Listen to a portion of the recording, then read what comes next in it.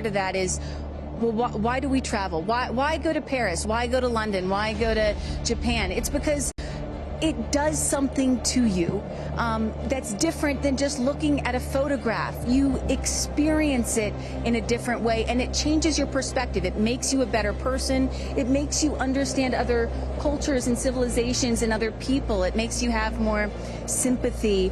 And you hear about the overview effect that these astronauts often talk about when they come back to Earth, and that is where you don't see Earth with borders anymore, and you realize that we are all just one. So I'm excited to see what they have to say. And I'm excited. Look, the moment has come here. So Ariane, walk our audience through sort of what happens next as they are approaching. Sure. So they have just driven down the road to space, the 2 miles. They're going to go to the north end of that circle and jump out of their Rivians and take a cool shot, a photo that is, with the rocket in the background. Again, all of this is very tightly choreographed, and we want to make sure that they do this quickly so that they can get back in the Rivians, go back around the circle to the base of the tower. At that point, we're going to get them into the elevator that will take them up to the south tower. That's the one in the background. They will enter into the safety shelter, where they will spend a couple of minutes there while our crew, the Blue Origin crew that is up on the tower, gives the final thumbs up that they are ready to load the crew into the capsule itself. You know, this is safety is paramount at Blue Origin, so we want the minimum number of people out there next to the rocket for the least amount of time. So we keep it fast. We keep all these procedures tight.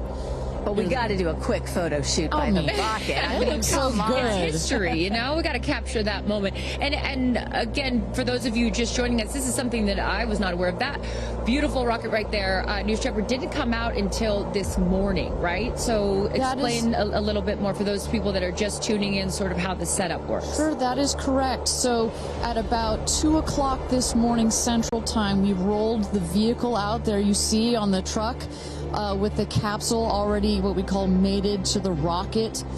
You'll see here in a moment the rocket, it goes very slowly, just want to make sure we take care of our baby as well. Goes out there, the truck will turn the vehicle vertical, and at that point we connect all the pipes and the hoses to the vehicle, and we start loading the vehicle with propellant. Right there, it's empty. That's for safety and security reasons. That's also, it makes it easier to turn vertical. We'll load the vehicle with propellants all the way up to the last moment. We put in there, you heard it earlier in our webcast, liquid hydrogen and liquid oxygen. Those are the two propellants that fire into what we call our BE3 engine, our Blue Engine 3.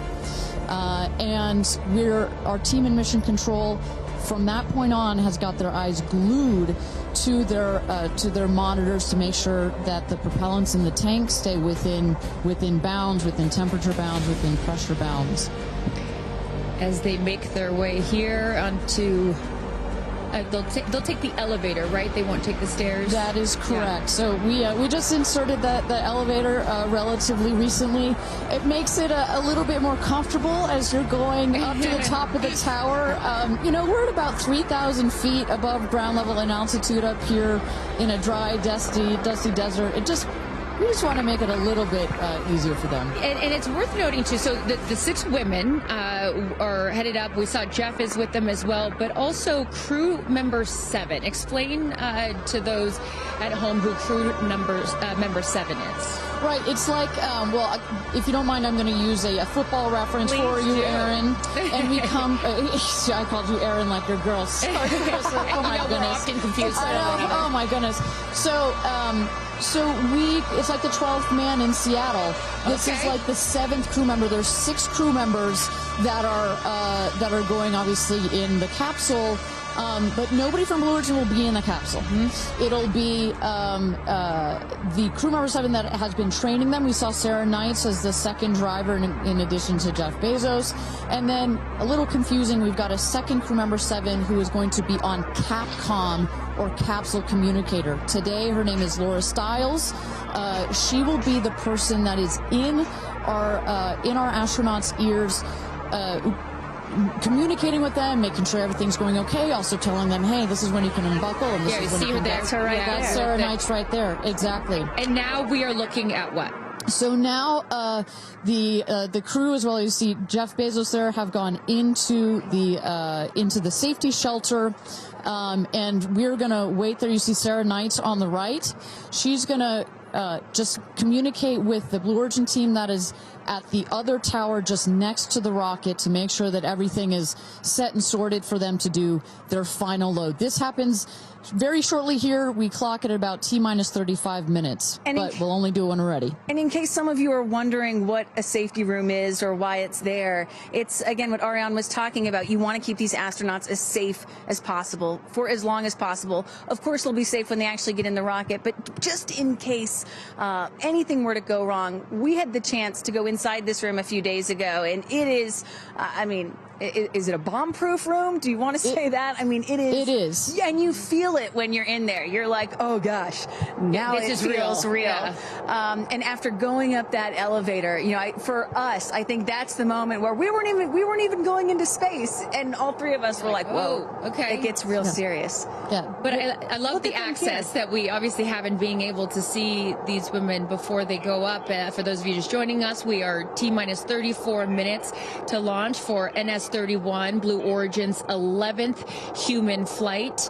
As you can see there, a little live look in as them saying some words before they take off. So I know that we had started to expand upon it and then took a shot of the astronaut. So what will they feel? Sort of walk us through the physical part of what they'll experience, Ariane, once they are in the capsule. So once they're in the capsule and they're ready for takeoff, first they'll hear the engine when it ignites. It sounds like a pop. Everybody, listening will also hear that. It sounds like a pop, and the engine roars.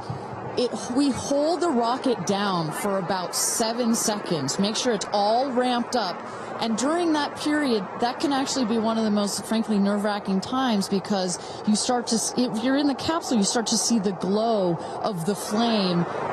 And here they come. Here we go. Loading into the capsule. And the significance here of the bell, and I should note before I have you explain that, each crew names themselves. They have named themselves the 6 taking up space, as each one is ringing a bell. And the significance of that is what, Ariane? This is one of our traditions. All astronauts throughout history in various programs have had their traditions.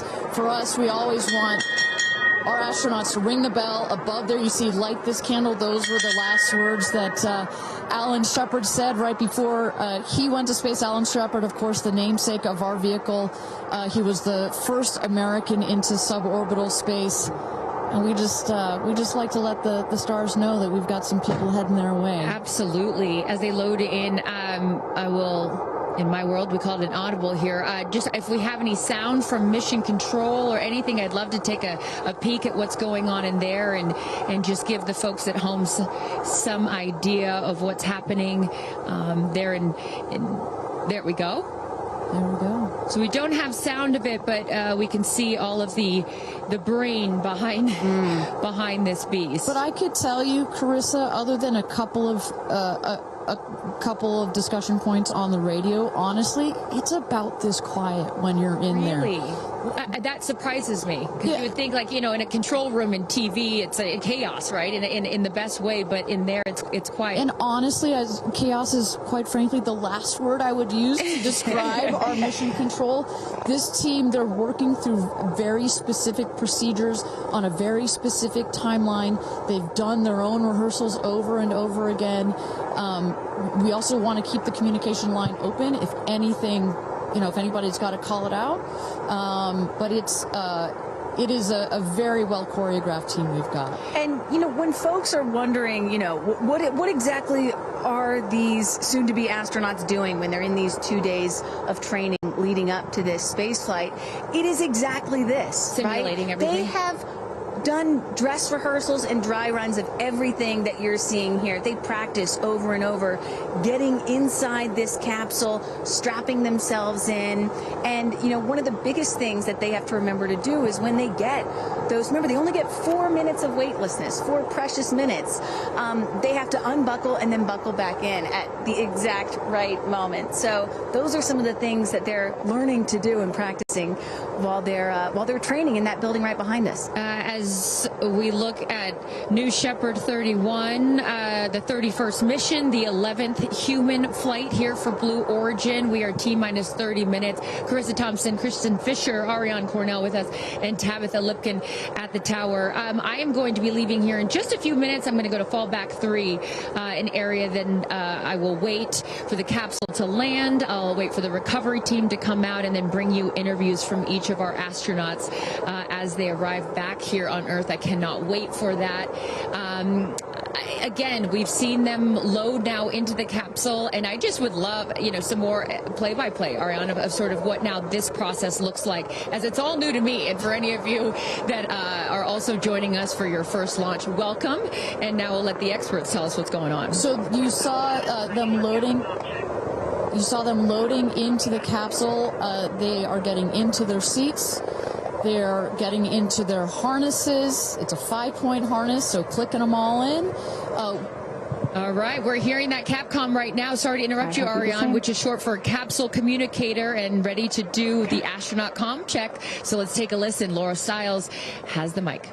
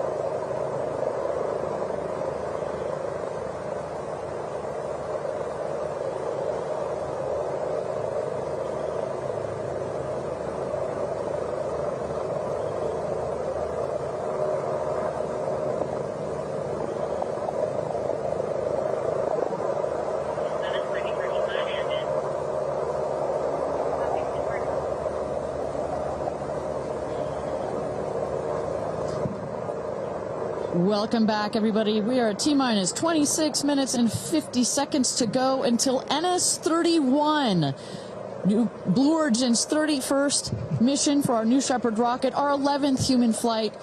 I'm Ariane Cornell here with Kristen Fisher at the desk. Carissa Thompson has left to get into place for her viewing spot for the launch.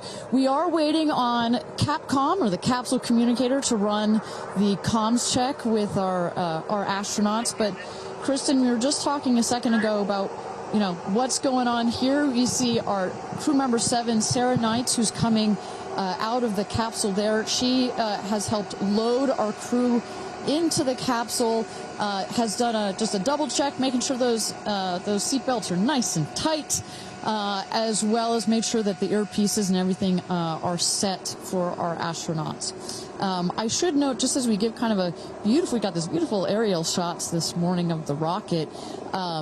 We have these sunshades you see on the at the top of the capsule, that kind of white square. We've got one there in the foreground, and coming around you'll see another one on the back.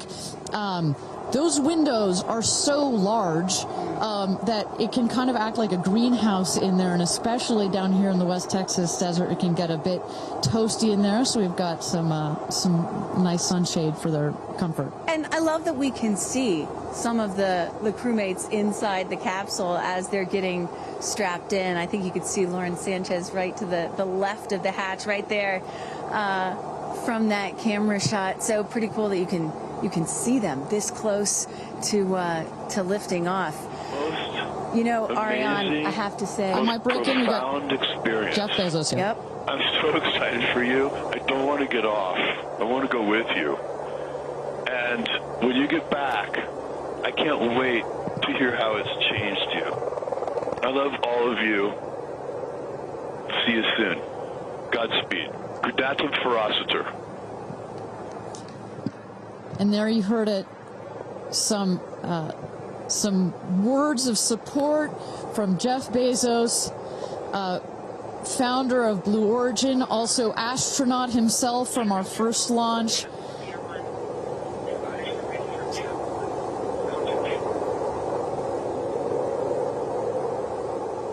So, of course, Lauren Sanchez is Jeff's fiance, one of her supporters. But as we mentioned before, we've got lots of friends and family that are supporting the rest of the astronauts here. They are out at the viewing tower. Let's turn it over to Tabitha. Tabitha, have you had a chance to chat with some of the family members out there? You know, a lot of friends and family have come out here, and it is an exciting vibe. I am standing by with two women who need no introduction. And Chris, I have to start with you. What is it like to be here, and what brought you all the way out here to this launch? Well, Lauren and Jeff, we're here to support our girlfriend and our friends, and I never thought that we'd be talking to you from a space launch. For sure. So this is a really unique experience, and we're just so honored to be here to support them and watch this amazing part of history. And I'm so proud of her.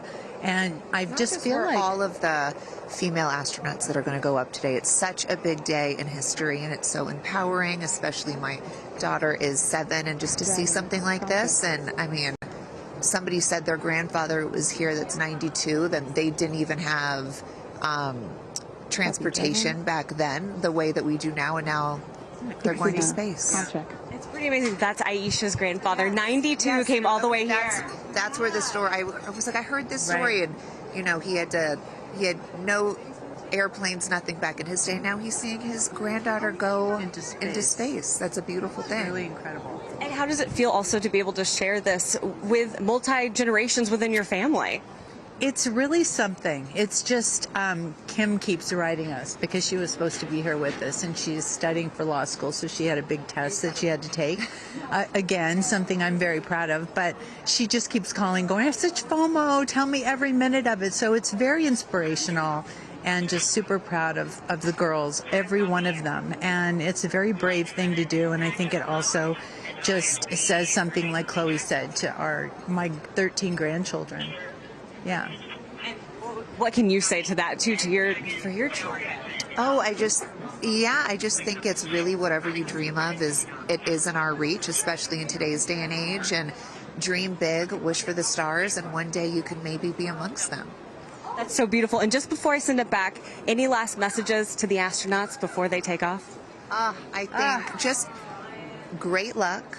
Be present. I mean, I'm so excited. I love the messaging that we keep receiving from the staff here at Blue Origin is don't film it through your phones, look through your eyes, be as present as possible. They will supply all the content that we need and to give to our families, but I love just being in the moment. Yeah, same. And we're gonna excited. Yeah, we're so excited. We're going to be in the moment too here. We're going to send it back to you guys at the desk, and we're going to start watching. Love you, ladies. Good luck. Bye. we had no idea that Chris and Chloe were going to be here, and we're about to be interviewed by Tabitha. So that was a nice little treat. They sure looked the part, you know. Oh, they're ready for their day out here in Texas. I love it. Yeah, and you know, for those of you watching, we're really in the middle of the desert. We're a solid 2-hour drive from El Paso. And as you were saying yesterday, Ariane, you know, you really get the sense like you start in El Paso and the more you get out here, you do start to feel like you're on another planet. I mean, it's got quite a moonscape, Marscape vibe. And our guests that are here today, as we just saw in Chris and Chloe, are dressing the part. Well, so let's bring it back to the real stars of the show, our astronauts. And one of our astronauts that we haven't heard from yet is Gayle King. She has obviously a lot of emotions going into this flight. Let's hear what she has to say from this interview with Tabitha Limpkin just a couple of days ago. When I made the decision to come, there were only 3 people whose opinion matters to me the most. Favorite daughter Kirby, favorite son Will, and Oprah. That's my kitchen cabinet. And all of them said, I think you should do it. All of them, much to my surprise, including Oprah. I really thought she was going to say, nope, I don't think you should do it. And she was like, do it. She said, I really think you should do it because you've been talking about it. And when it comes back and you're not on it, you're going to be kicking yourself saying, I could have gone and I didn't. And I don't want to have to hear about it for the next few years. And, you know, I think everybody in this group is a storyteller and explore, and to be able to take this message and tell other people what it was like from our different perspectives, I think is very significant. Do you have a message for the kids watching? You should always know that no dream is too big. You know, we have someone, Aisha, who was told when she was a kid, your dreams are too big, you need to dream smaller. No child should ever be told that. And so I want people to know no dream is too big. And also, LL Cool J said this to me once, dreams don't have deadlines. Isn't that good? That is real good. Dreams don't have deadlines. I've never forgotten that he said that, and I believe that as well. What are you taking up with you? Oh, I have a bunch of stuff. I have Luca. I wanted one of his favorite toys, so I have a Sesame Street character called Tamir. Tamir is this little black boy with great curly hair, so Tamir gets to go to space. I have a wooden cross that you can hold in your hands. It fits like in 3 prongs. And a stranger came up to me at the airport. She said, I always hear you talk about being a nervous flyer, and I wanted you to have this. And so if you're ever on a flight and you feel nervous, take it out and hold it. So whenever I'm flying, I have this with me. Also, I just noticed, what is this on your wrist? So Jared, who's one of our jib operators at CBS Morning, his daughter, Denise, who's 7, made this for me. And she came into my makeup room and said, I made this for you. Someone else gave me Astronaut era. That's pretty great. Space Sister, Amanda just gave me this. I mean, so I feel that I feel I'm pretty well protected. Absolutely. I will say this, as excited as I am, I'll be very glad when we come back down. I will be very, very, very glad about that. Well, clearly we heard Gayle there and prior to coming down here in Texas, nervous and excited at the same time, but one of the things I like about this is that she just makes it real, you know? Regardless of who you are, this is a nerve-wracking experience, and the fact that she's so authentic about it, but also, more so, she is stepping so far out of her comfort zone. I think that in its own right is extraordinarily inspirational. I think most people would feel the way that Gayle is feeling right about now. I would. You're about to launch into space. You know, one of the things that I find so refreshing is that, you know, back in the early days of human spaceflight, you had the Mercury astronauts, and they were all white male military test pilots, and they all had to have the right stuff. You could never talk about nerves or being nervous or your feelings or stuff like that. That was the wrong stuff. But now, in 2025, it is the right stuff to be like Gayle King and talk about those concerns and fears and excitement that you have before launching into space like that. And that really shows you just how much the human spaceflight experience has changed over the last half century.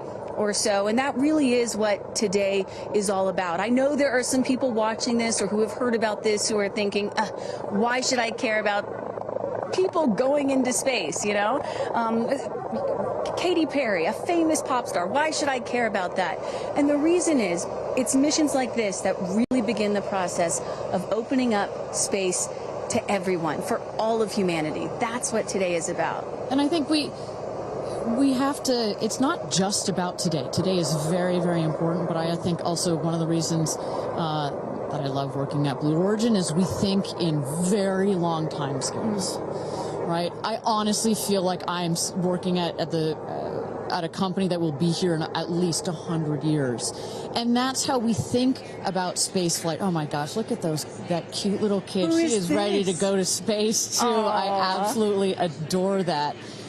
But we need to be here precisely for kids like that. You cannot, I'm a firm believer that you cannot be it if you can't see it. And that's what this flight is for. It's about inspiring women. Oh, look, talk about inspirational women. Several female astronauts in that group right there. How many astronauts do we have there? I see it. 4 or 5? At least 4 or 5 and counting.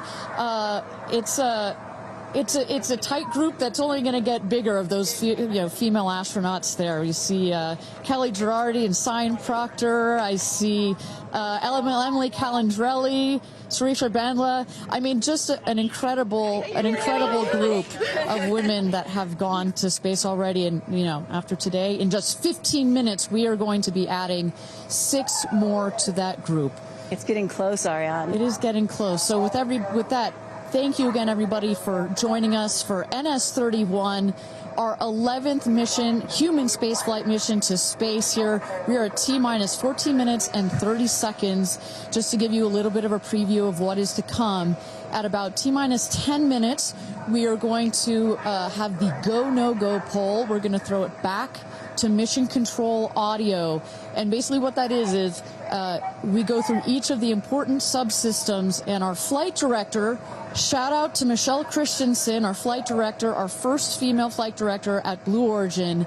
She's going to lead that poll, and we're going to go to each one of the groups and say, are you ready to go for this flight? Is your subsystem ready to go for this flight or not? And they will go around the room, and with the final go, no go, it will be game time here in West Texas for this launch. Look at that. Now, this child is a little younger than you were when your parents went to space. A little bit older. Oh, excuse me, a little older, yeah, because I was just 15 months old when my mom flew in space. And, I think about what it must have been like for her to be a first-time mom and training for her first space flight all in 1 year. And she was a part of NASA's original first 6 women astronauts alongside Sally Ride. Of course, it took them, those first 6 female NASA astronauts, 2.5 years for all of them to fly into space. Now, today, Blue Origin is going to send 6 women into space in a single day. I mean, that's pretty cool right there. Incredible perspective. Also, was your mom just 6 months? You were just 6 months old when she started training? She was assigned to her first space flight when she was 8 months pregnant with me. Can you imagine? God, I have a 6-month-old. I can barely fly down to West Texas from Seattle. She gave birth to me on a Friday and was back in the astronaut office on Monday. I don't recommend doing that. As a mom of 2 myself, you're a mom of 2, I probably wouldn't do that. But respect. She did, Respect, that's huge. But I've asked her, I'm like, why did you do that? And she said, because I felt I had to prove something. I felt that I had to, pave a trail for women to come. And so as I'm sitting here today, I'm thinking a lot about what she did, the sacrifices she made to make what's happening today. Again, it's not normal. Human spaceflight will never be normal or routine, but this is the beginning of making this kind of travel. We got 4 moms on board, a grandmother, making these types of people going into space very routine. Now, talking a little bit about that, getting back a little bit into the flight profile and what they're going to feel as part of this now routine flight. So The 6 astronauts are currently in the capsule right now, all strapped in, ready to go. Their audio is working. We are waiting for the T-10 here for the go no go poll. At T-0, you guys are going to, all of us will hear the pop. That's the ignition of the BE-3 engine.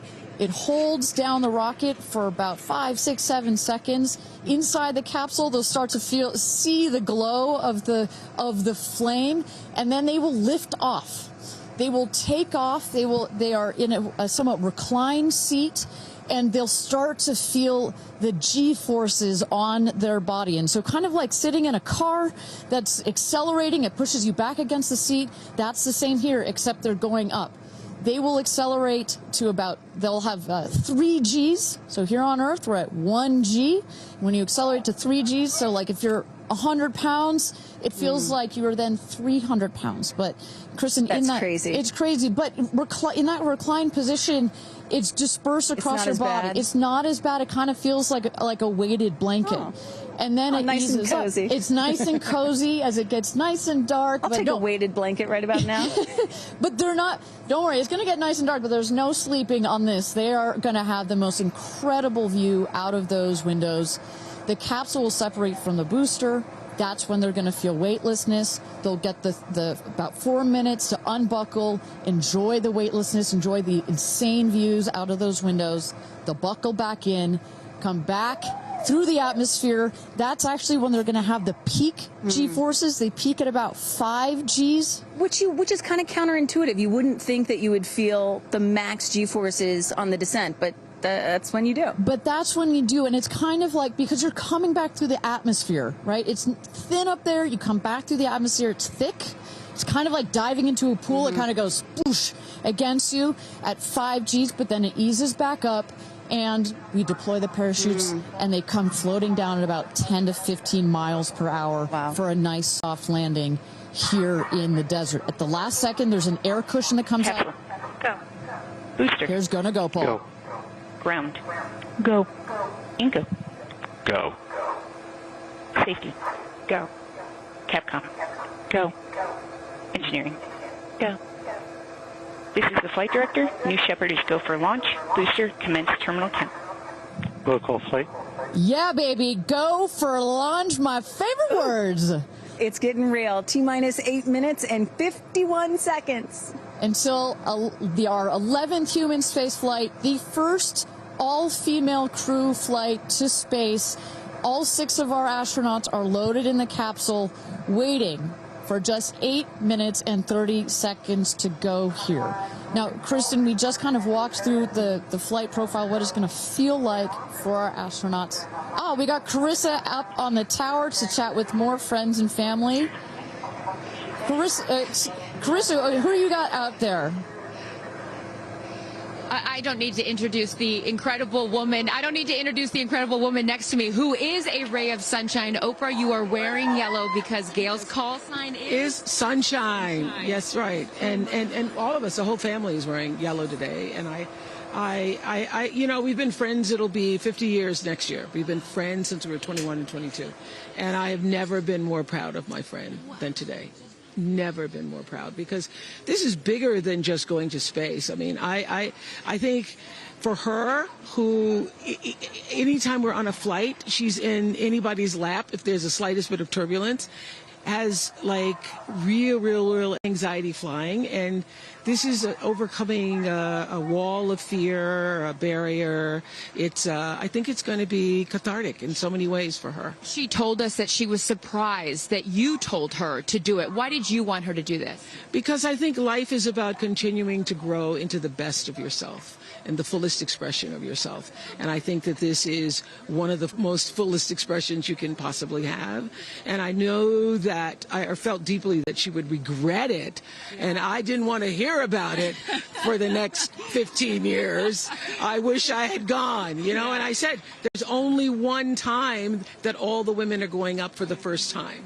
You know, there will be other trips, but there's only one first time. Incredible. So to be a pioneer is great. What was the last conversation you had with her? I said, peace be still. Hold the God's unchanging hand. He's got your back. That's it. That's it. I know that as we're counting down here, we're getting excited for that go for launch moment. How are you feeling as her best friend? I feel so calm. I don't think I've ever been more calm because I think it's already done. Once she said yes, once she committed to yes, and Lord, did we all hear, should I do it? Should I do it? Since Thanksgiving, we've been talking about it. And so once she finally said yes, I was like, okay, we're going. It's a go. You know what I have loved is her vulnerability, because she's the voice of a lot of us that would be afraid, and she's okay to talk about being afraid. Why has that been so important to show that part? I think, you know, for every woman who's on this flight, it's about fulfilling something within themselves. For Gayle, it's about overcoming this great fear and also stepping into the moment of excitement. And I think, you know, it goes beyond this moment of just going up in space. I think this will be an everlasting experience. I was just thinking this morning, you know, Gayle has been there for me for hundreds of events. I can't even remember them, you know. But you will never forget this day. None of us will ever forget this day. Well, thank you for being here, for her, for us. I mean, this is just, it's a historic day, and it's only fitting that you are here front and center as a ray of sunshine that you are, Miss Oprah. Thank you so much. Thank you so much. No time. You're next, you know. I'll send it back to you, Ariane. Thanks, Carissa. Wow, to see Oprah down here. No, I'm not besties with Oprah, not yet anyway, but if Oprah told me to do anything, I would do it. I don't think Gayle had a choice after Oprah said, girl, you got to do this. She had to do it. Ariane, we are under T-minus 5 minutes until these ladies hopefully launch into space. And, you know, you were just talking about what these women are going to feel when they launch. But let me tell y'all watching what we may hear, because we have one of the most famous singers on the planet on board, and there is a chance that we will get to hear the audio inside and hear what these soon-to-be astronauts are saying and possibly singing while they're weightless. So I can't wait for that moment. I'm also hoping she comes down to Earth and does like either a Fireworks Part 2 or E.T. Part 2. I think that's going to be, and I think, but let's stick on this point for 1 second, Kristen. I think one of the incredible parts about this crew is their ability to tell the story coming out of this in their own unique way. The way Gayle can go on TV and talk about it. Amanda can go and continue to advocate for women more broadly about it. The way Katy can sing about it, etc. The way Carrie Ann can produce films about it. That is what is so special about this crew in particular. And that is what's so special about this new era of spaceflight. This is not NASA. This is not governments. It's not the U.S., China, or Russia. This is the commercial era. These are private companies, and this is Blue Origin sending the first all-female crew into space since 1963. And this is all going to happen so fast in just a few minutes, about 10 or 11 minutes from launch to landing. And don't worry, guys, I did the math. In case you're wondering, total duration of this mission is just about 3 Katy Perry fireworks songs. So play that song 3 times. That's how long this mission's going to be. Fantastic. Well, so at T-minus 3 minutes to go until our 31st launch of New Shepard, our 11th human space flight. Just to tell you what's coming up here. At T-minus 2 minutes, we send the show over to the vehicle. It goes into autonomous mode. Command engine controller ready to start. We have our team, of course, in mission control that have their eyes glued to the screen there. There you goes, mission control, quiet and intense. There's one of our crew member 7's capsule communicator, Laura Stiles. She is communicating in the ear of our capsule, in the ears of our astronauts. But what we're going to see in the last 2 minutes, you'll see the fins at the base of the rocket gimbal or just move back and forth. We want to make sure they've got free range. At the base there, you see the nozzle, the engine peeking out. The engine as well is going to gimbal, going to move. Both in conjunction together, those two Pressing systems. propellant tanks to flight pressures. Those two systems guide the rocket. And when you are out there at this moment, this rocket feels like it is alive. It feels like it is a living, breathing, hissing thing, right? And there's the gantry pulling back from the rocket. T-minus 2 minutes and counting. Transition to onboard hydraulic pumps. And this right here is the moment that they've been training for. 2 days, becoming a crew, becoming a team. After you go through an experience like this, it's more than a team. It's almost like a family. You are so tight to go through something as intense Executing as this. fin built-in test. And everything looking really good, Ariane. So far from mission control, everything is clean and green for this launch. T-minus 1 minute to go here.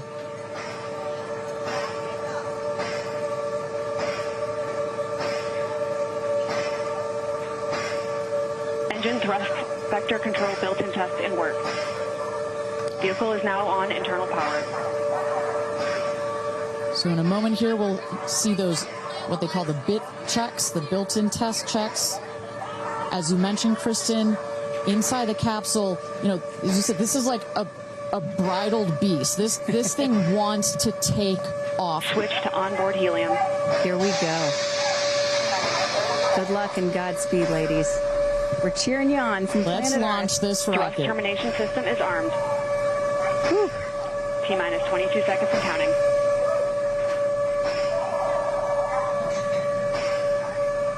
Guidance internal. T-minus 10, 9, 8, 7, 6, 5, 4, command engine start, 2, 1, ignition.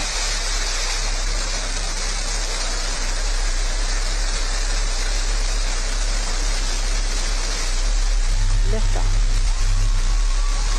New Shepard has cleared the tower.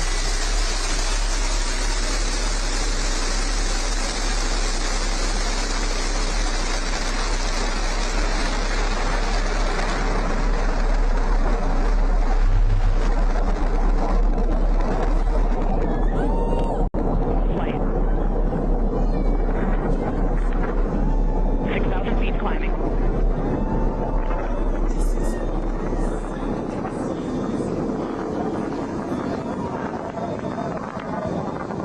Begin throttle down for Q limiting. Engine response looks good.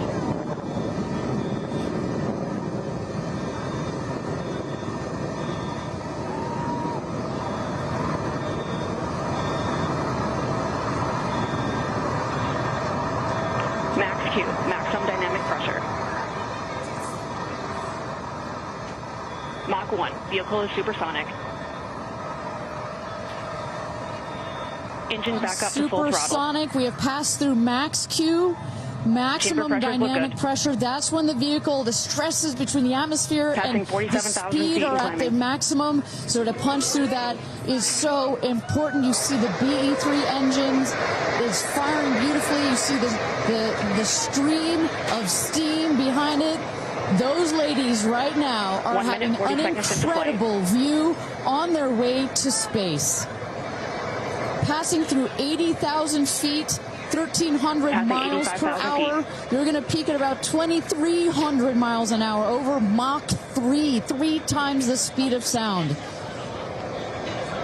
Shortly coming up, we'll have MECO, main engine cutoff. We will turn off the engine, but the two craft, the capsule and the booster, will continue their ascent to space. Stand by, MECO.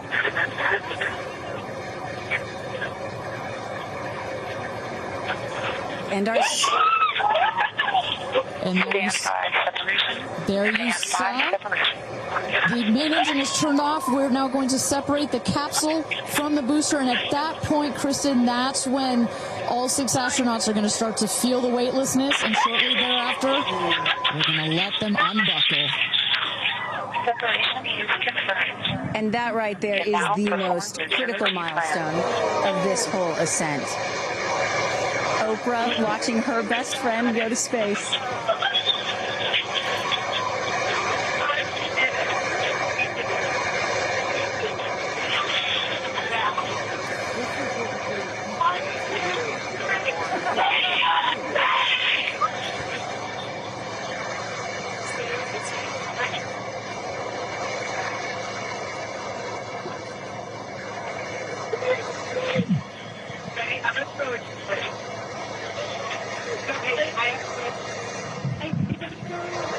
And the two craft is separated. Put it up there. Put it up there. 328,000 feet, 100 kilometers. Welcome to space, ladies, or shall I say, astronauts. Oh, the moon! You guys, I have to tell you, look at the moon. Look. Oh, my God. Oh, my God. Oh, my goddess. That's our pink moon. I love you, Stephen. You're in space. And just in case it wasn't clear, So much. those are the astronauts. Those are their voices that you're hearing. And there, they have hit apogee, the highest point in flight, well over 345,000 feet, well over the Kármán line. Wow.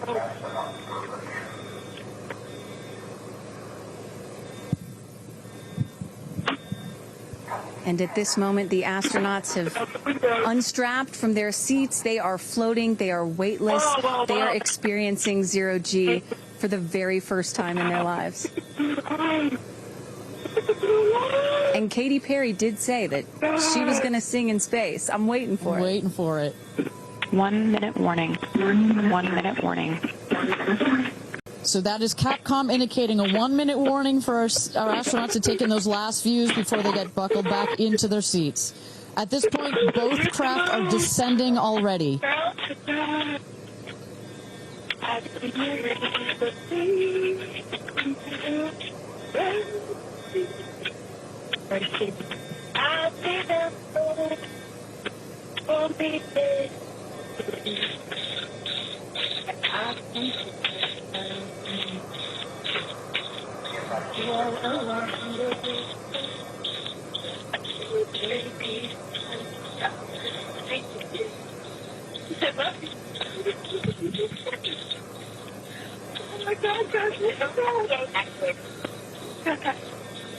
Wow, so peaceful.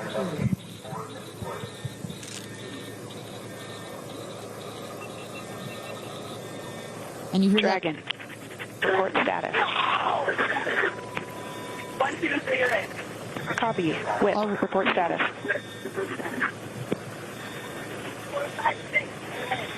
Copy. All astronauts in seat. And a great piece of news there. All astronauts are back in their seats. You see the two craft now that on the bottom, that is the rocket that is screaming back down to Earth. The rocket will beat the capsule to its landing spot just 2 miles north of where it's taken off from. At the top of the rocket, you see a couple of fins that have popped out. Those are to stabilize the rocket as it comes into land.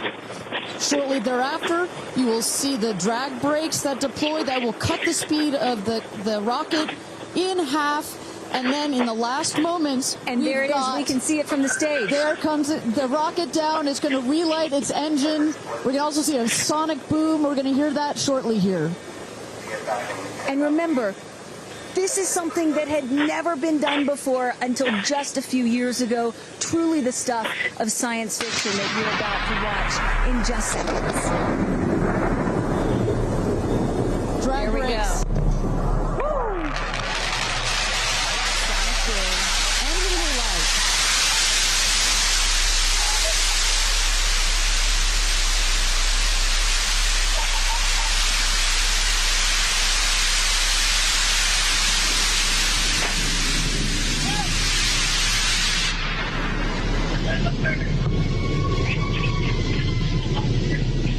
And booster touchdown, welcome home, New Shepard.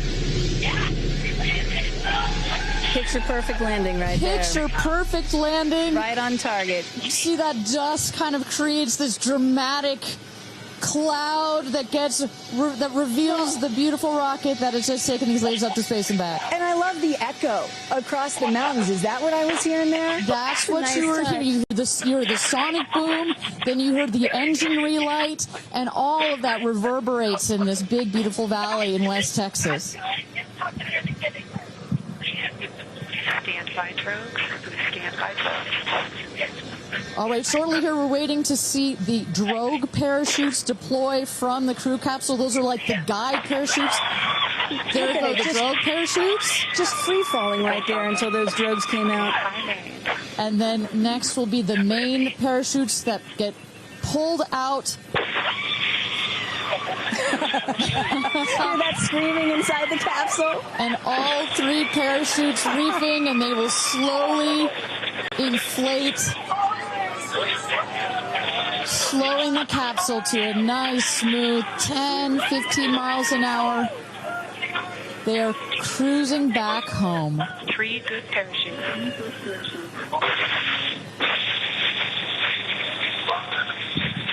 And I tell you, Kristen, from having gone through all of the simulations, I have gone through all of the training. They put you in the capsule that simulates all of this, including the sounds, and when you hear the motors of the parachutes pop out, that is the best moment in flight. Because I know Blue Origin does everything they can to make this as safe as possible, and y'all have an impeccable safety record, but it still has to feel really good when you know that you're coming back to Earth with those parachutes fully deployed.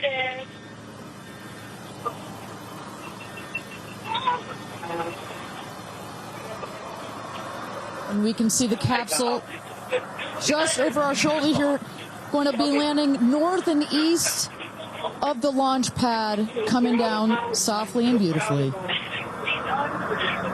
500 feet.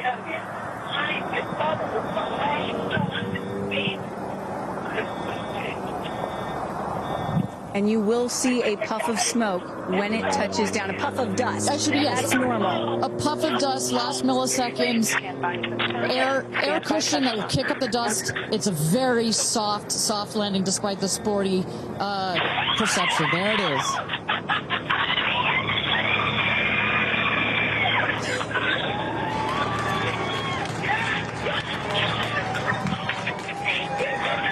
Touchdown. Congratulations and welcome back to Earth.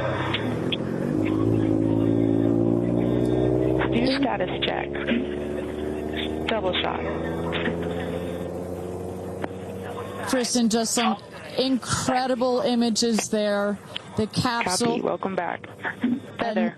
Nice. Let's wait for exit just a moment here. Make sure they're doing health checks in. Beautiful. Dragon.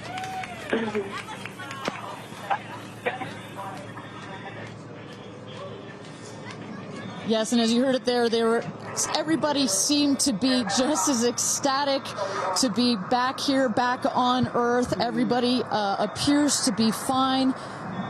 Beautiful shot there of the capsule down in the desert. As we were just saying, it looks like a tough landing, but it is an air cushion in the last milliseconds that just makes it even softer. I will also note the parachutes landed very close to the capsule. That's just an indication that there's not very much wind out here today. A beautiful day for a launch and landing. A beautiful day to add 6 more names to the roster of astronauts that have been over the Kármán line into space. Carissa Thompson, what's the view from your road to recovery in the truck? Oh my goodness, you guys, as I've told you, this is my first launch. So standing out here with family, that moment of watching the rocket,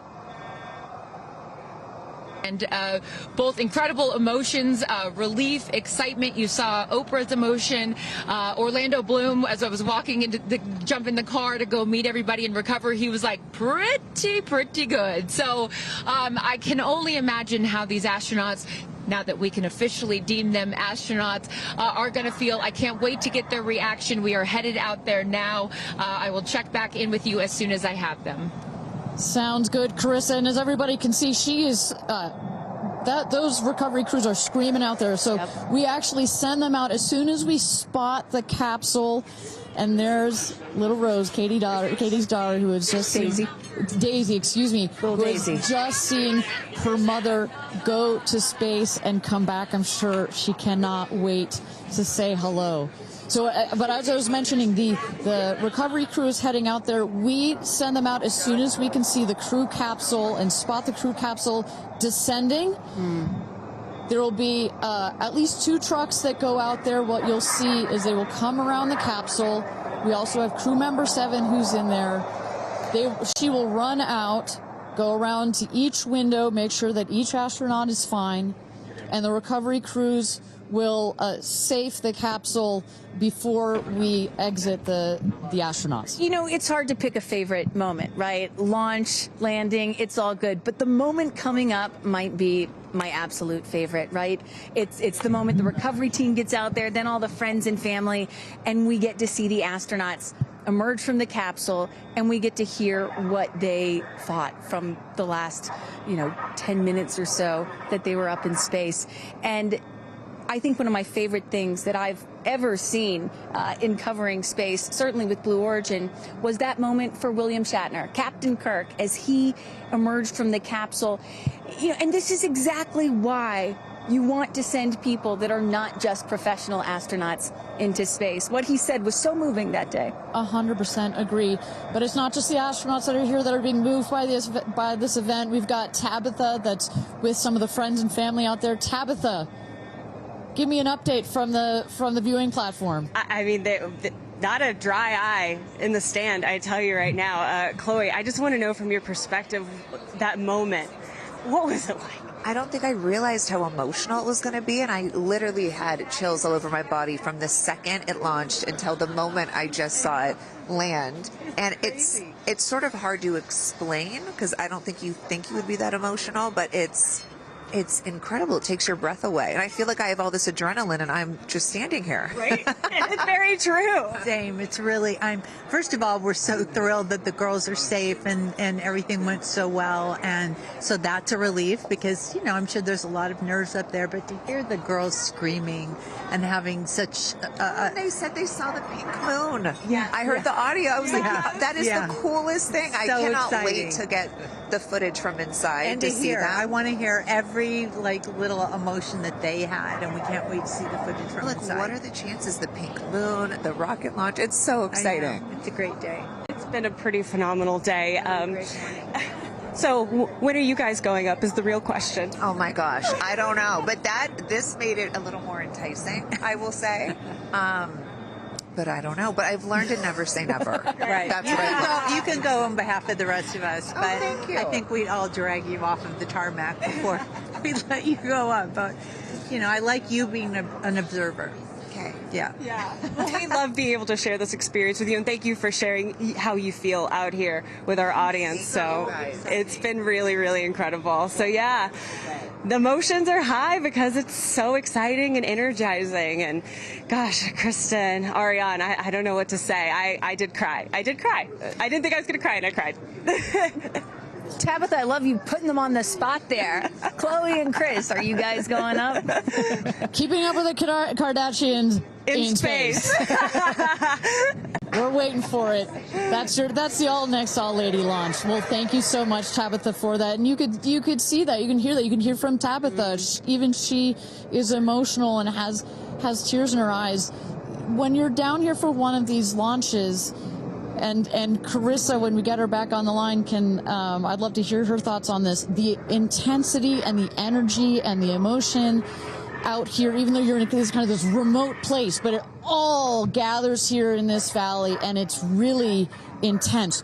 No matter how many times I've seen all 31 of our launches, it gets me every time. Well, anytime somebody says, I don't get it, what's so exciting about space?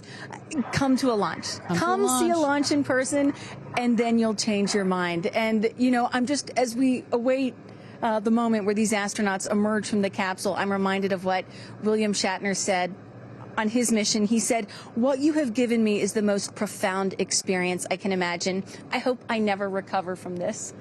And I love that. I hope I never recover from what I just experienced. And one of the neat things about this is these women were not in space for several days where they had time to get acclimated to it.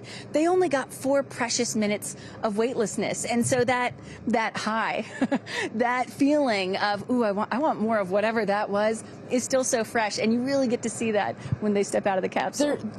We catch our astronauts. I mean, their minds are still in the process of being blown when they come out of the capsule, and Carissa is going to capture those moments for us shortly here after we get our recovery crew. You see there some of the friends and family have already started lining up there, while the recovery crew, you've seen some images. As I mentioned, they're safing some of the systems on the capsule. We want to release all of the excess air and gas that created that nice air cushion. We'll remove the parachutes, make sure nothing gets tripped up. Also, we reuse those parachutes. And then crew member 7 will take the stairs up to the hatch. It's like a good 3.5-ish feet off the ground, so it just makes the getting out of the capsule that much more comfortable. Crew member 7, last but not least, crew member 7 will open the hatch, and we'll get to see one by one as these lady astronauts now exit the capsule. And a lot of people are probably familiar with seeing, NASA astronauts or Russian cosmonauts emerge from a spacecraft after a long duration flight on stretchers or, glorified. They need some assistance because they've been exposed to zero-G for so long. Not these astronauts. They're not going to need any assistance. That's one of the beauties of a suborbital spaceflight. You feel great. You don't have to deal with space sickness, right? Exactly. And that's, to that point, this flight, because you're basically going straight up and then over the Kármán line and straight back down, some astronauts, I think you mentioned your mother may have experienced a little sickness up there. You don't in this one because it's just once up and once down. And you get that nice zero-G floating sensation and you buckle back in. You don't have it's not as extreme. So do you have an astronaut that you're looking forward to hearing from the most? It's really hard to pick. Yeah. I have to say I'm a huge Katy Perry fan, so I'd love to see what her feelings are. Also, as a mother, our kids are close in age. What does that feel when you have young children? You saw her get so emotional in her pre-flight interview. Is she still is that still the weighing emotion, or is she still just oh my God, I saw the stars, I saw the curvature of the Earth? What's going to come out of her mouth, but really her heart? And is that Jeff Bezos out there right by the capsule? Kind of hard to see. That is correct. That is Jeff Bezos, our founder, on the left, as well as Sarah Knights, our crew member 7. And I just want to thank our viewers for joining us. NS-31, New Shepard's 31st mission to space, our 11th human space flight. From all parts of this flight, for the booster, for the capsule, for our astronauts, a completely successful flight, one of the smoothest flights we've had so far. And we're now just awaiting the opening of the hatch so we can get some views from our 6 new astronauts. Belts. And I would imagine Lauren Sanchez in seat 1 will be coming out first. That is correct. They'll go. She's in seat 1, which is next to the left, the left window there. She will go first. And then last in number 6 is Carrie Ann. That is the window on the right. Sky Canyon.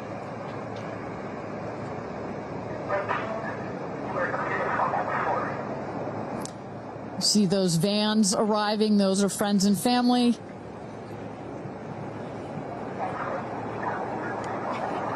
And that's Carrie Ann looking out the window, in the window to the right there. Lauren Sanchez on the left. And you really get a sense for just how big these windows are. I mean, when you're inside this capsule, it's almost as though you're getting a full 360 panoramic view. One of the cool features of this capsule, the largest windows of any spacecraft. So over a third of the surface area of this craft is windows. And that's on purpose. There were many meetings with our founder, Jeff Bezos, where our engineers brought him some windows. He said, nope, make them bigger. They come back, nope, that's nice, but make them bigger. And what you get here, why is that so important? So many of our astronauts have said, when I got out of my seat, I looked outside my window, and I turned around and I looked at the other 5 windows, and my brain created a panoramic view, a panoramic photo of it, because so much of the capsule is windows, and it makes for just an incredible experience. Sarah. Good? Okay, here we go. Yeah. Here goes Jeff Bezos to open the hatch.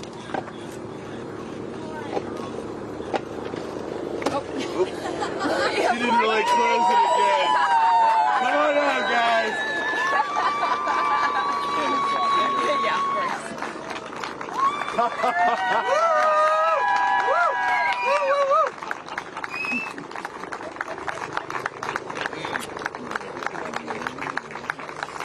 We'll see your baby. Where are my babies? They're over here. Go see them. Where? Oh, we have to go Right there. Okay.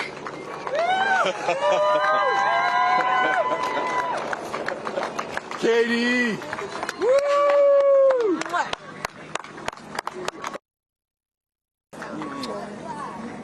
Thank you. Thank you. Amanda!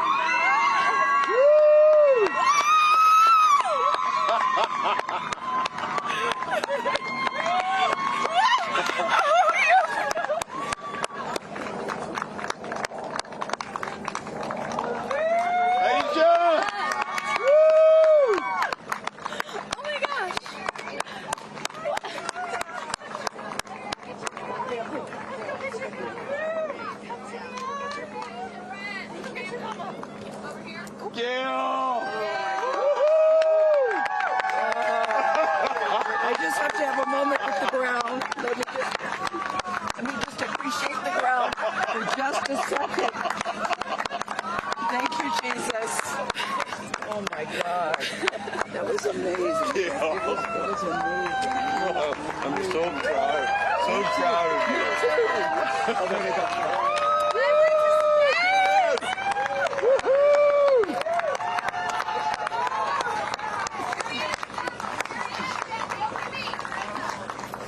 Amazing.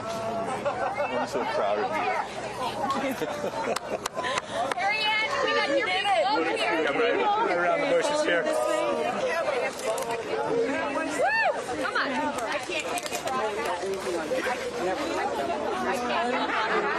I have no, it's not working. So someone just tell me when we're on. Does anyone have our on?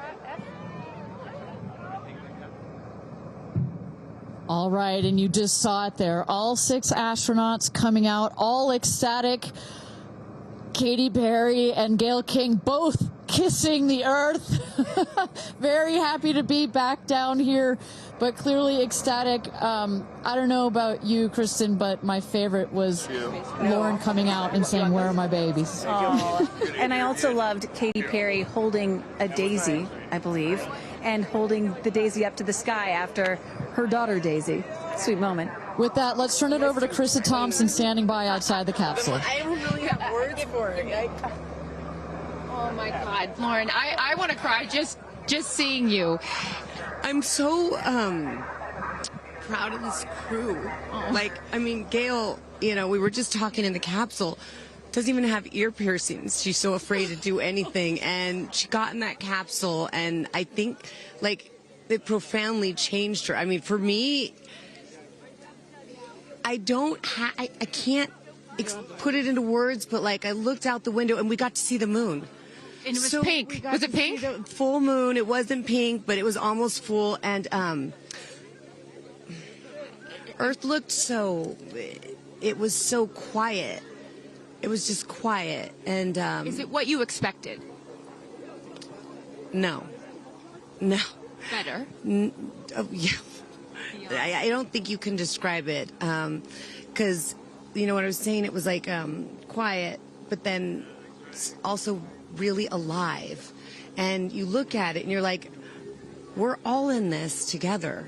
Like, that's all I could think about is, like, we're so connected, more connected than than you realize, because you just see right here, you see like, states and all these things that like divide us, but we're not. And what is your emotion?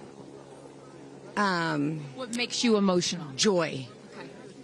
Complete and utter joy and gratefulness. Like, it makes me want to come back and just hug everyone and be like, oh my God, we're in this together. Like, that's what this is. And Jeff had told you that it will change you more than you know, and I know you're only a few minutes removed from the capsule, but I can tell already. Emotional. Yeah. To be this I did. I'm like, I don't cry that often. So I didn't expect to be this emotional, but it's also all the love that was in that capsule, and all the heart and the feelings and all the things, and like seeing Jeff before I left, I just went, I had to come back. I mean, we're getting married. If I didn't come back, that would be a bummer for me. Only you, by the way, would say this to me. You said, Jeff, if you don't want to marry me, you don't have to send me to space. Don't have to send me to space. What an incredible experience for you. But the fact that when you're in there, we got to hear some of your audio, but give us some of those moments when you guys, just from the second you took off to the second you landed, describe, if you can, for us what we didn't get to hear. It was a feeling of joy and and camaraderie. It was a feeling of gratefulness. It was a feeling that we're doing this. And Alan Shepard, I told you about this, did this same exact flight, and he became the first American in space. And 6 women just did the same flight that he did it. Oh, I just want to keep hugging you. It's really cool. Yeah. And I hope that more people get to see this, because I feel, I don't even know how much it's going to change me. And I want to thank the Blue team. I mean, look at them. I mean, they work so hard to make sure this vehicle gets up and safe. And I'm so proud of you. I'm so proud of you. It's one thing to say you're going to do it. It's another thing to actually do it. And I know there's a phrase in your family that life takes off on the other side of fear.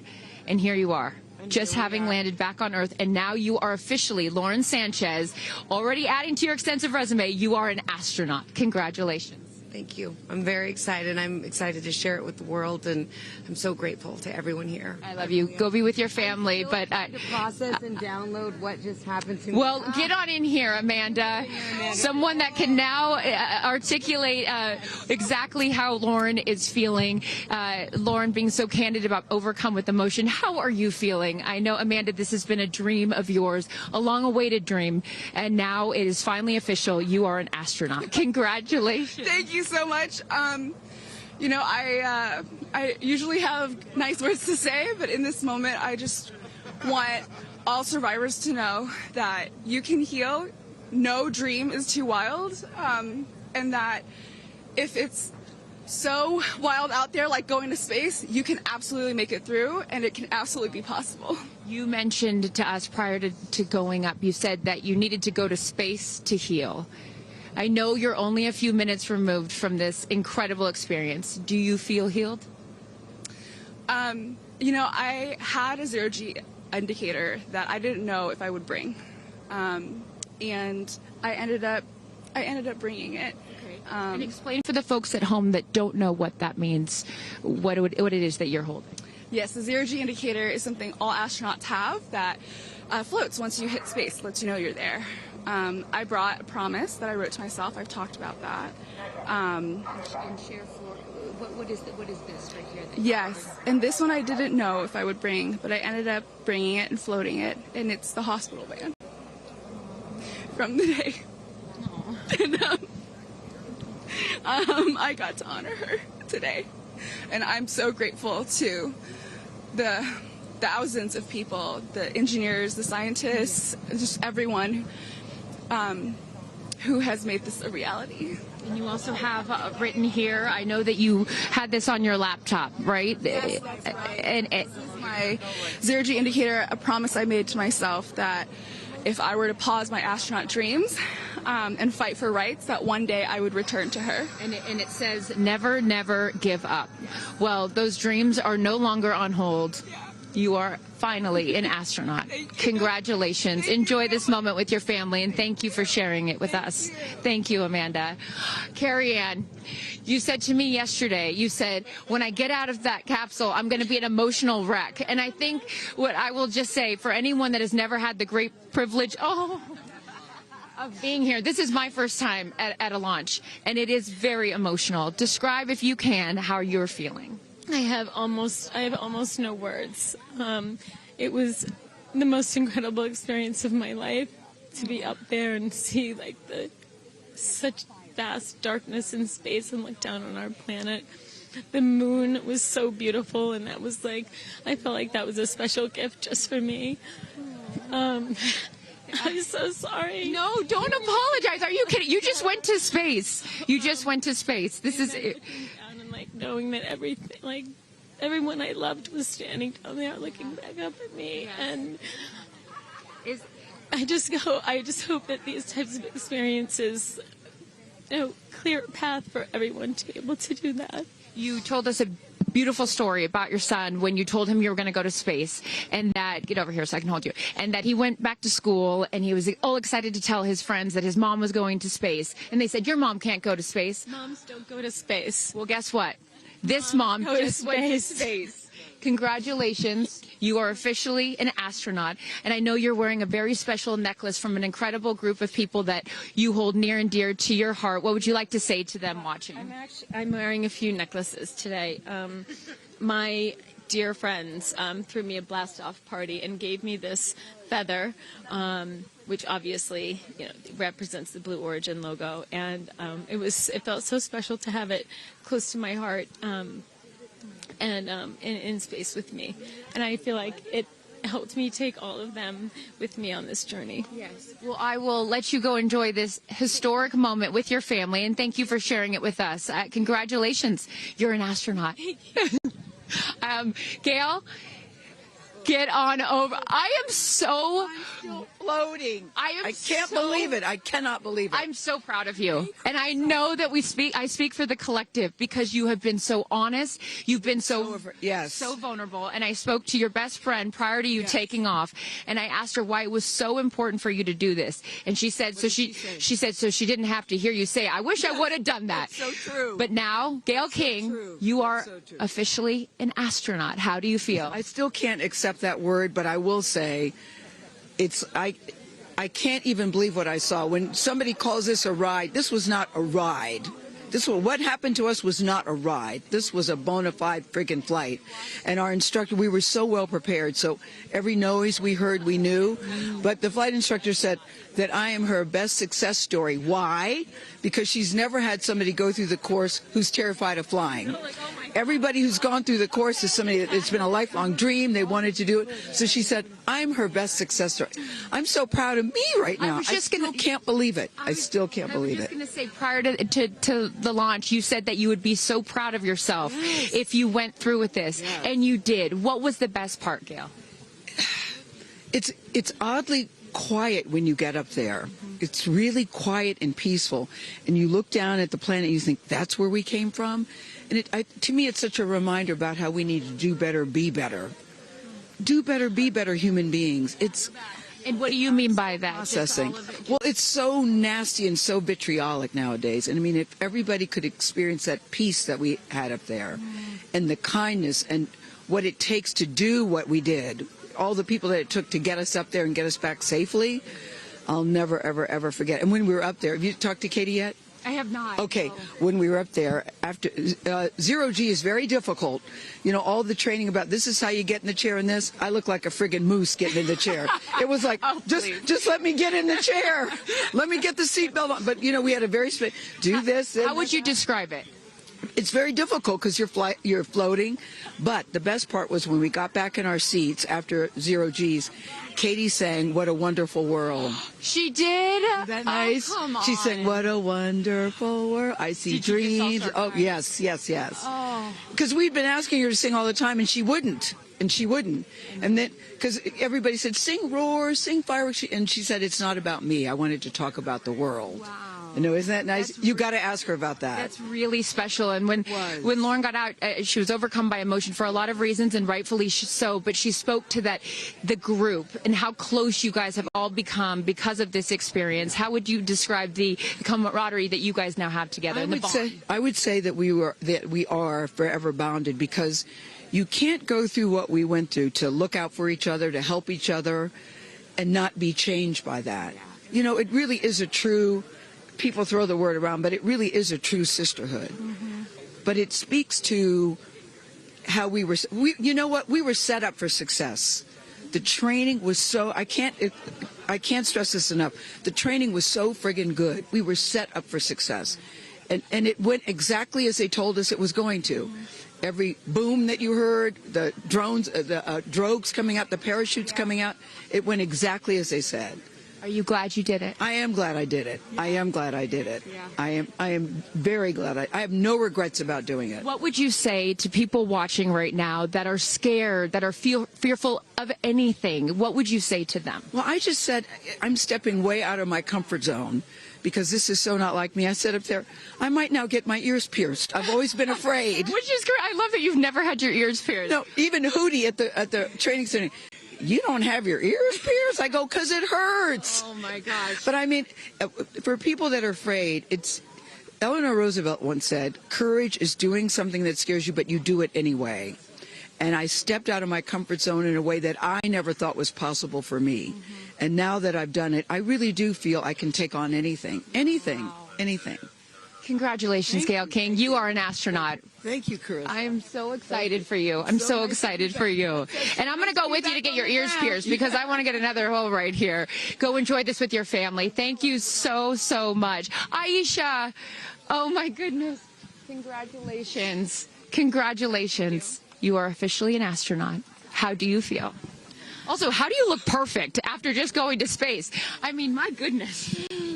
I will never be the same. I mean, when you get up there and you see the Earth, and it's so beautiful, and it just fills the screen, and it's not just your window, it's like everybody's window, and there's no boundaries, there's no border, there's just Earth.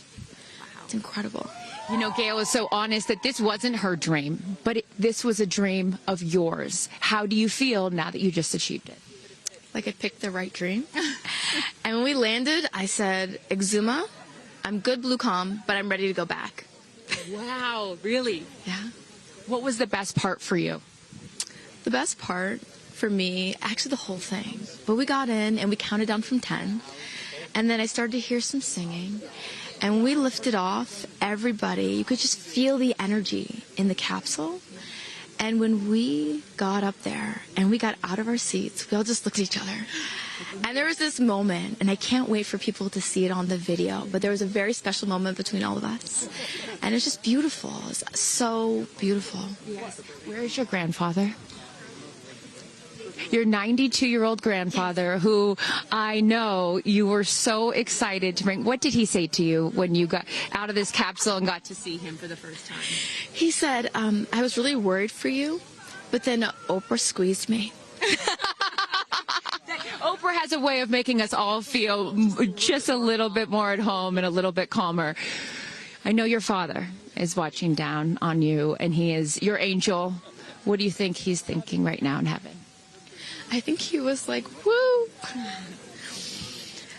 To have the opportunity to have flown his star in my flight bag and to have a perspective that very few people get to have of Earth, I just feel a renewed connection to everything in life and where we are, and I can't wait to go back out there and pour what I've learned into the world. You have given so much to so many, and I know there are a lot of people watching right now, some young boys and some young girls that are inspired constantly by you. What would you like to say to them?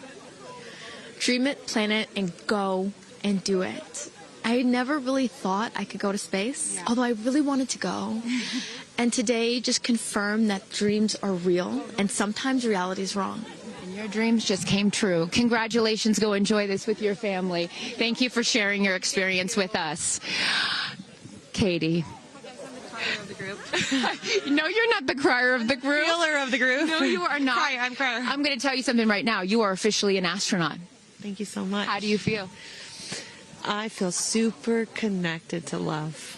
so connected to love. I think this experience has shown me you never know how much love is inside of you, like how much love you have to give, and how loved you are until the day you launch. We had these incredible shots of Daisy watching you as the rocket, it'll make me cry, as the rocket's going up, and she was so proud. Just kept saying, "Mommy, Mommy." And I know you'll feel the same way when you watch it. And you brought a real life Daisy up. That's it was right. important for you, not only because it's your daughter's name, but why else was that important to bring it? Daisies are common flowers, but they grow through any condition. They go through cement, they go through cracks, they go through walls. They are resilient. They are powerful, they are strong, they are everywhere.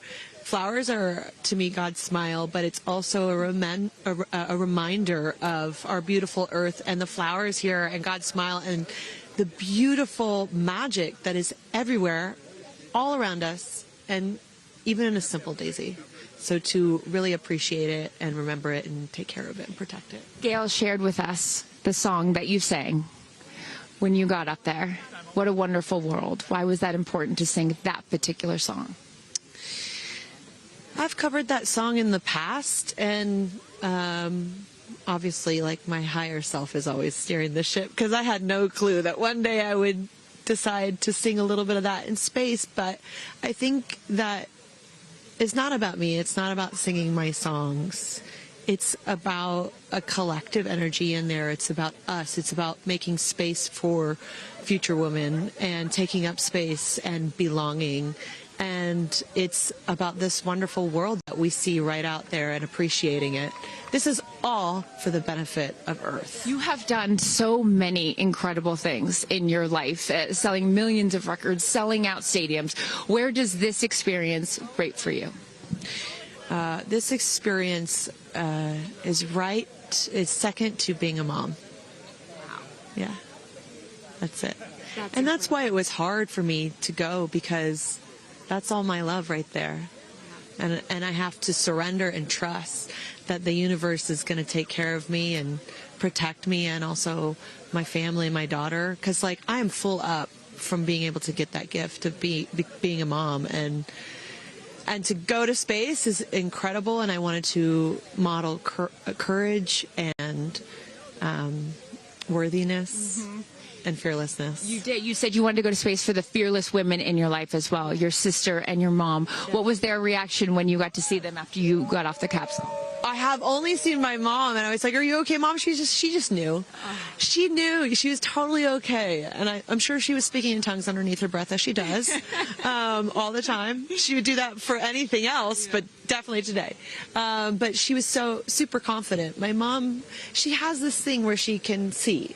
I mean, even down to the name of, like, the capsule being tortoise. I know you spoke to all of your fans about that the capsule's named tortoise, the feather on the side, that, you know, the symbol of Blue Origin, all of those gave you confidence that this was the right thing for you to do, correct? Yeah, because I just asked for a sign from the heavens, from my angels, and they're like, well, here's the feather, which is what your mother calls you, and if that's not enough, the capsule's named Tortoise, which is your second nickname that your mother calls you. And I'm like, okay, I'm going.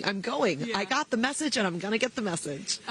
Before I let you get back to your family, I just have to ask you, describe for us, because you're so brilliant at putting, you know, words together and describing moments that we can all appreciate later. How would you describe the moment when you took off and then the moment you landed? The moment, I mean, it is the highest high, and it is surrender to the unknown, trust, and this whole journey is not just about going to space. It's the training, it's the team, it's the whole thing. I couldn't recommend this experience more. This is like up there with all the, you know, different tools that I've learned in my life, from meditation to the Hoffman process. This is up there because what you're doing is you're like really finding the love for yourself, because you got to trust in yourself on this journey, and then you're feeling the love when you come down, for sure, and you're feeling that strength. So I feel really connected to that strong divine feminine right now. By the way, you're such a badass. I love that the month of April, you're like, I'm going to space and I'm launching my tour. I mean, it's really incredible. Now I know I'm asking this question for your fans. Will you write a song about this experience? Oh, for sure, 100%. And not only that, I got to reveal my set list for the tour on a butterfly. How apropos. Incredible. Just flying in space. I don't know if anyone's ever in space. I don't know if anyone's ever done that before, so I'll just There's a lot of things that you have done first. You are now officially an astronaut, and let me just tell you, on behalf of everyone here at Blue Origin, our webcast, and everyone, all of these individuals that put this incredible thing on, congratulations. Thank you so much. Thank you for sharing your experience. Is it a 10 out of 10? That's my review. 10 out of 10. You There's definitely no go for it. 10 out of 10. Thank you, Katy. Congratulations. All right, you guys, so many fun moments that we'll continue to see as we get the footage. But I'm going to send it back to you and let these incredible astronauts enjoy their time with their friends and family. Thank you so much, Carissa. Wow. Kristen, I mean, 6 inspirational women in their own right, eloquent. I could not be that eloquent coming down from space. You know, you heard Katy Perry saying 10 out of 10, but number 2 experience only to being a mother. What were some of your takeaways from what we just heard? You know, Gayle King used the word sisterhood. I'm feeling the sisterhood today. First all-female crew to space since 1963, and that was a solo mission, Valentina Tereshkova. And I'm with an all-female broadcast team here at Cheers, Launch sister. Site 1 in Blue Origin. Ariane, it has been a complete honor to work alongside you.